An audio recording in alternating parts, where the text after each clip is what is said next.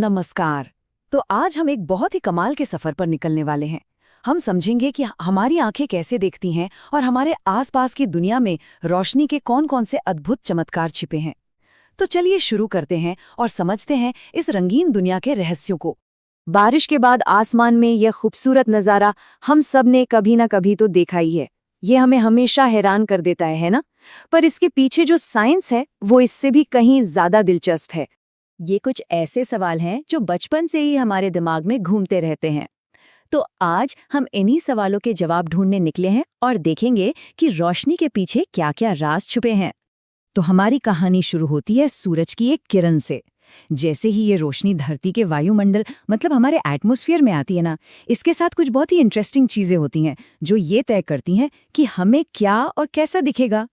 हाँ, सबसे पहली चीज रोशनी मुड़ती है। मतलब जब भी लाइट एक मीडियम से दूसरे में जाती है तो वो थोड़ी सी बेंड हो जाती है। और ठीक ऐसा ही होता है जब वो हमारे एटमॉस्फेयर की अलग अलग लेयर्स से गुजरती है। और पता है, इस रिफ्रैक्शन का असर हम रोज देखते हैं। शायद ही किसी ने सोचा हो कि इसी वजह से हमें सूरज उगने से थोड़ा पहले और डूबने के थोड़ा बाद तक दिखाई देता है। लाइट के इसी तरह मुड़ने की वजह से सूरज असल में होराइजन के नीचे होने पर भी हमें ऊपर ही नजर आता है ना कमाल की बात। और यही सेम लॉजिक हमें ये भी समझाता है कि तारे क्यों टिमटिमाते हैं पर प्लैनेट्स नहीं। देखिए, तारे हमसे बहुत दूर हैं, एक पॉइंट की तरह, तो उनसे आने वाली रोशनी जब हमारे एटमॉस्फेयर की हिलती डुलती लेयर्स से गुजरती है तो बार बार मुड़ती है और हमें लगता है कि वो टिमटिमा रहे हैं। वहीं दूसरी तरफ प्लैनेट्स पास हैं और बड़े सोर्स की तरह हैं, तो उनसे आने वाली लाइट में जो बदलाव होते हैं वो एवरेज आउट हो जाते हैं और वो हमें एक स्थिर रोशनी की तरह दिखते हैं। अच्छा, तो रोशनी मुड़ती तो है पर वो बिखरती भी है।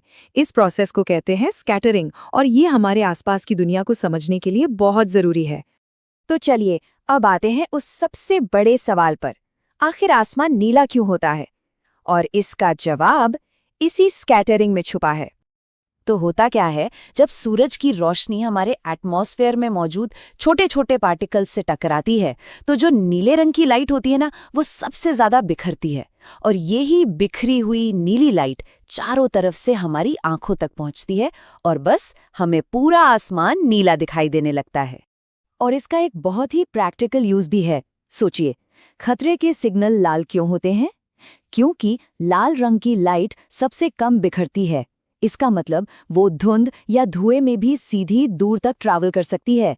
इसीलिए स्टॉप साइन और डेंजर सिग्नल हमेशा लाल रंग के होते हैं। तो लाइट ने एटमॉस्फेयर का अपना सफर तो पूरा कर लिया। अब देखते हैं कि जब ये रोशनी अपनी फाइनल डेस्टिनेशन यानी हमारी आंखों में पहुंचती है तो क्या होता है। हमारी आंखें सच में एक कमाल का बहुत ही कॉम्प्लेक्स और खूबसूरत इंस्ट्रूमेंट है। लाइट सबसे पहले कॉर्निया से अंदर आती है, फिर लेंस उसे फोकस करता है एक स्क्रीन पर जिसे रेटिना कहते हैं, और वहीं पर इमेज बनती है, बिल्कुल एक कैमरे की तरह। और पता है, इस कैमरे में एक जबरदस्त ऑटो फोकस फीचर भी है। हमारी आंखों की सिलियरी मसल्स लेंस के शेप को एडजस्ट कर सकती हैं। इसी वजह से हम पास और दूर की चीजों पर झट से फोकस कर पाते हैं। इस कमाल की एबिलिटी को कहते हैं पावर ऑफ अकोमोडेशन। पर हाँ, इस ऑटो फोकस की भी एक लिमिट है। एक नॉर्मल आंख के लिए वो सबसे करीबी पॉइंट जहां हम एकदम क्लियर फोकस कर सकते हैं वो है करीब 25 सेंटीमीटर। इससे ज्यादा पास लाने पर चीजें धुंधली दिखने लगती हैं। लेकिन कभी कभी क्या होता है कि ये कैमरा सिस्टम परफेक्टली काम नहीं करता। तो चलिए अब समझते हैं कि विजन में डिफेक्ट्स कैसे आते हैं और उन्हें ठीक कैसे किया जाता है। पहले बात करते हैं मायोपिया यानी निकट दृष्टि दोष की। इसमें दूर की चीजों से आने वाली लाइट रेटिना से थोड़ा पहले ही फोकस हो जाती है। इसको ठीक करने के लिए एक कॉन्केव लेंस यानी अवतल लेंस का इस्तेमाल होता है। ये लेंस लाइट को थोड़ा फैला देता है ताकि वो ठीक रेटिना पर जाकर फोकस हो। और इसका ठीक उल्टा है हाइपरमेट्रोपिया यानी दूर दृष्टि दोष। इसमें पास की चीजों से आने वाली लाइट रेटिना के पीछे फोकस होती है।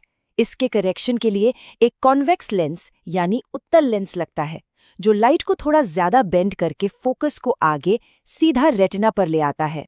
तो हमने लाइट के सफर और अपनी आंखों को तो समझ लिया। अब बारी है उस सफेद रोशनी के अंदर छिपे राज को खोलने की जिसे हम रोज देखते हैं। ये बात सबसे पहले सर आइजैक न्यूटन ने पता लगाई थी। उन्होंने देखा कि जब सफेद लाइट एक प्रिज्म से गुजरती है तो वो अपने सारे अलग अलग रंगों में टूट जाती है। इस प्रोसेस को डिस्पर्शन कहते हैं और इससे जो रंगों का खूबसूरत बैंड बनता है उसे कहते हैं स्पेक्ट्रम। और मजे की बात यह है कि इन रंगों का ऑर्डर हमेशा सेम रहता है। इससे याद रखने का एक आसान तरीका है विबग्योर, यानी violet, indigo, blue, green, yellow, orange और रेड। ठीक है, अब वक्त आ गया है सारे पीसेस को एक साथ जोड़ने का। रिफ्रैक्शन, डिस्पर्जन और रिफ्लेक्शन, ये समझने के लिए कि नेचर का सबसे खूबसूरत नज़ारा इंद्रधनुष आखिर बनता कैसे है।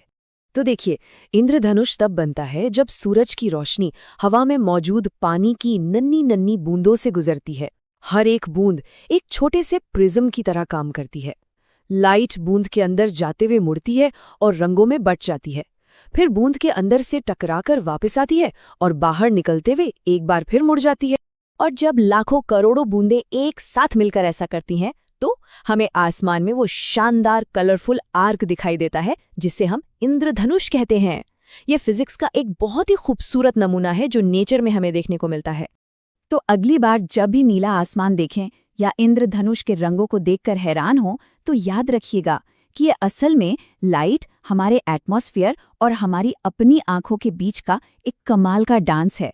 और ये सोचने वाली बात है कि रोशनी की एक मामूली सी किरण में और न जाने कितने राज छुपे। आशा करते हैं आपको ये वीडियो अच्छी लगी होगी। अगर कोई प्रॉब्लम है कमेंट बॉक्स में ज़रूर बताएं। अगर अच्छी लगी तो कमेंट बॉक्स में लिख के कुछ ना कुछ ज़रूर शेयर करें। अपने दोस्तों को भी शेयर करें और पढ़ाई करते रहें।